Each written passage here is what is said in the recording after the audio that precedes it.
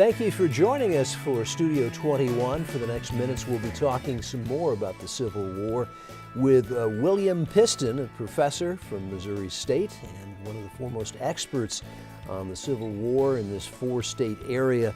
Thank you for spending some time. You're Happy to be here. You're an author of 3 books on the region. As a school child, we kind of grow up and we're kind of Virginia and Fort Sumter oriented. And part of the premise of some of your work is that this could have been the start of the Civil War right in that Missouri and Arkansas area. Why?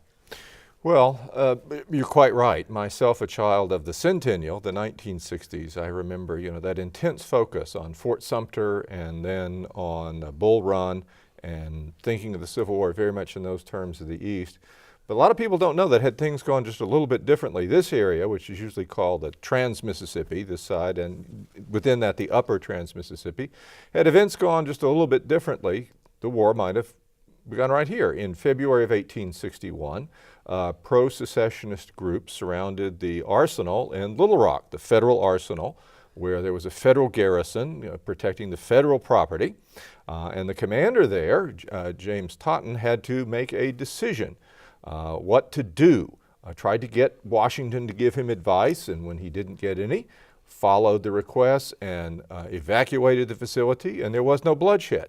But had things gone just slightly differently, he'd begun to fortify the place. We might have talked about the Civil War beginning in Arkansas in February of 1861, not with the Confederate firing on Fort Sumter in April of 1861. And up in St. Louis, you had another issue as well with the armory up there.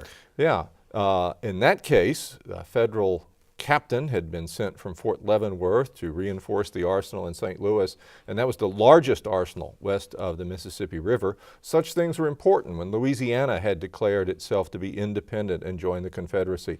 The arsenal at Baton Rouge had thus fallen into Confederate hands and equipped tens of thousands of Confederate troops. So the arsenal in St. Louis, which held about 60,000 small arms and some artillery pieces, had pro-secessionist forces in Missouri been able to get that would have been really significant. In fact, the governor there, Claiborne Fox Jackson, who was pro-secessionist, called Missouri's militia into camp in May of 1861 to hope that it might be possible to threaten the arsenal. Lyon, who'd been... All right, now you haven't set up Lyon, which is Nathaniel Lyon. Nathaniel Lyon, who had been sent from Fort Leavenworth, was deeply concerned about this, and again, in the absence of clear instructions from the federal government, had been moving to rally the loyal people there. When the firing occurred on Fort Sumter, Claiborne Fox Jackson, as governor of Missouri, refused to send any Missourians, refused to call out the Missouri militia to assist with what he considered an illegal, unconstitutional coercion of the Confederate States. So on one side you had the governor of Missouri, who was basically a secessionist, is what you're saying. And then you had Nathaniel Lyon, who was just trying to get some word on what to do, and he was very much of a Union man. He at least got clear instructions than Totten down in Arkansas. By that time, of course, it was Lincoln, not Buchanan in office. Presidents take office in March in those old times. And Lyon got authorization to simply start arming everyone in St. Louis who was loyal to the Union. He very quickly had the arsenal very well protected. But it was his belief that the Union cause in Missouri could not wait a minute. And on his own initiative, without any say-so from the federal government, on May 10th, he led his small band of regulars and all these volunteers that he had gotten armed and attacked the Missouri militia camp, which was named Camp Jackson after the governor, on May 10th. Let me stop you here for a second. There are some people who think that Nathaniel Lyon also acted as a spy before all of this to try to figure out what was happening. There is a famous story that Nathaniel Lyon disguised himself as an elderly woman, actually the mother-in-law of a Missouri politician, Frank Blair, and in a heavy veil and a black skirt and a buggy toured the camp of the Missouri State Militia there, which was wide open and full of visitors and lemonade, and they drill a little bit and then party. It was a typical pre-war militia encampment, is almost as much social. That story has pretty much been disproved in a book on Civil War St. Louis by a historian named Lou Gertheis. So it's a great story. It makes a great story, including supposedly having a brace of revolvers in a muffler. But apparently it is the stuff of legend. All right, so we get back to Nathaniel Lyons, and he's attacking. Yeah, again, he believed that the Union cause in Missouri needed to be upheld, that secessionists should not be given any attempt to rally. And thus, on his own initiative, he attacked this militia camp, which technically was a perfectly legal encampment of the state's militia, guaranteed to Missouri under the Second Amendment to the Constitution. Although we know now that Claiborne Fox Jackson was ardently pro-secessionist. He'd done a very good job of putting a public face on remaining neutral, and the public did not know of his secret negotiations with the Confederate government. In fact, one of the things that sparked Lyon's decision to attack was some of the artillery captured at Baton Rouge, down in Louisiana, that I mentioned, had been secretly sent up to the encampment there, Camp Jackson in Missouri. Lyon, thus, having good information that artillery had reached the camp, saw there was a direct connection then between this legal encampment of the Missouri militia and secessionists as far away as Louisiana, and thus made the decision to capture the camp, which he did in a perfectly bloodless fashion. He outnumbered, the people camped there were under 1,000, and he moved out around 3,000 men, and so they made no attempt to resist. Yes. I apologize for interrupting, but why were people in Missouri secessionists? That, of course, is a complex issue, and it really leads to the fact that we tend to see this conflict simplistically in terms of North versus South. It certainly was that. But it was also a civil war within the South. There's a lot more resistance to the Confederacy within the South than most people realize. A lot of opposition to the Confederacy in East Tennessee and western North Carolina, in those mountain areas there, but also in the Ozarks. Thousands of Arkansans served in the Union Army in the Ozarks. Support for the Union cause was very strong. It's not geographically as simple as North-South, nor is it politically. In the Ozarks, in Arkansas and Missouri, in those isolated mountain regions, slave culture had no attraction. Those areas tended to be loyal to the Union. In the Missouri River Valley, that's where slavery had a foothold in Missouri, and that's the area where there was support for secession, which meant that the support for secession in Missouri is in the north-central part of the state. The strongest support for unionism is in the southwest part of the state. Ironic. So it is geographically mixed up, nor is it so simple as slaveholders support the Confederacy. While there's a strong connection, it was not automatic. Many Missourians really thought of themselves as Westerners, not belonging to either North or South. In fact, Claiborne Fox Jackson had begun his political career trying to emphasize that. But the secession crisis forced Missourians to decide, what is your identity? Is it now that the war has started, whether you like it or not? And it's clear Lincoln's administration intends to enforce the law from the Southern point of view, coerce the Southern states. What do you do? And there were slaveholders in Missouri who sided with the Union, who decided when push came to shove, they could not support the Confederacy. The majority of those in Missouri, however, who supported slavery did side with the Confederacy.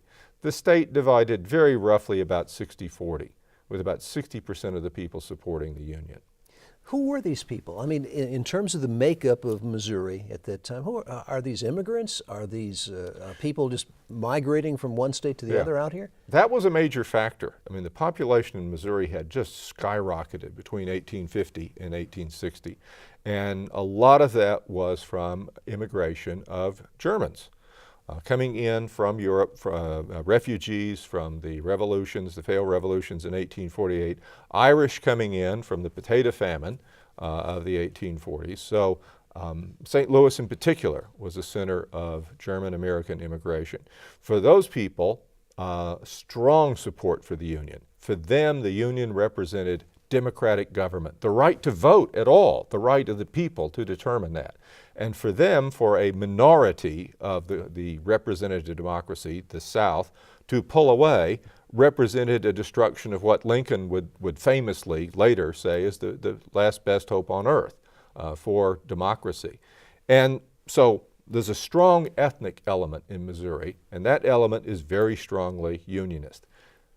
Prejudice against German Americans was strong in many areas of the United States, and there is, to some degree, a backlash in Missouri.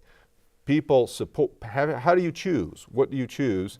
And if German Americans are solidly for the Union, if I have to choose, I'm not going to go with them. I'm going to go with the South. So there's so many, once you get down to the local level, things pushing people one way or another. Slavery, of course, is always there in the background of what's going on, but how people make a particular decision could be based on any number of things. Did religion play any role in any of this? It did, in one sense, in that the German Americans and Irish Americans were, in the public mind, associated with Catholicism. Of course, within both communities, there are some Protestants, particularly Lutherans in the German community. But prejudice against Catholics that was very strong was one of the reasons when German community became identified with the Union. That, in the eyes of many Southern Protestants, means if I have to choose, I'm going to choose the other way. Now, I interrupted you on storytelling about Nathaniel Lyons. Yeah, we left Nathaniel Lyon having captured Camp Jackson. And what he did next, highly controversial, he decided rather than, it had never been in his intention to keep these people. He had no facilities. But instead of simply just paroling them on the spot, we're going to take your weapons away, make you sign a piece of paper, and promise not to take up arms against the Union, he decided to march them back to the arsenal and keep them overnight. A symbolic show of force.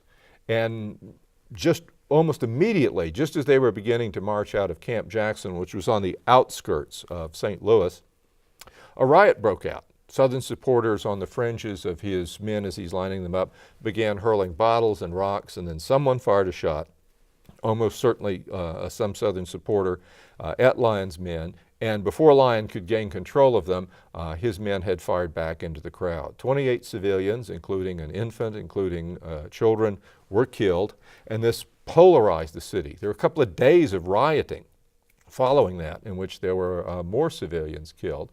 And that polarizing event drew many people into the Southern cause in Missouri.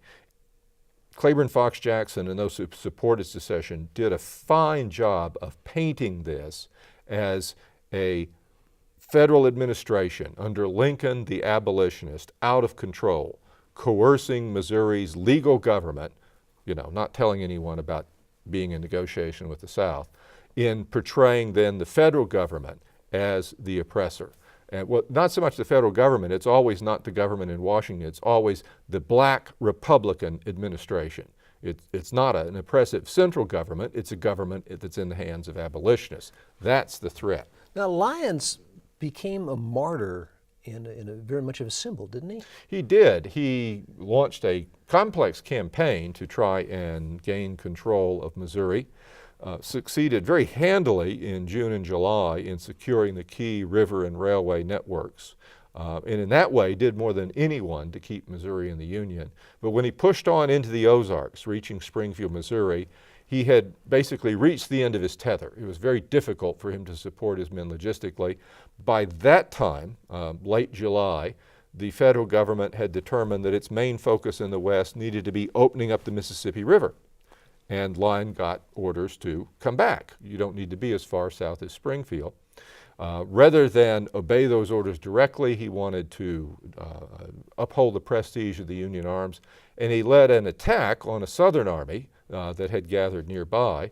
that produced the Battle of Wilson's Creek on August 10th, 1861. Lyon And was you have killed. a fine book on that. Well, thank you. With my co-author, Rick Hatcher, who's the historian at Fort Sumter. And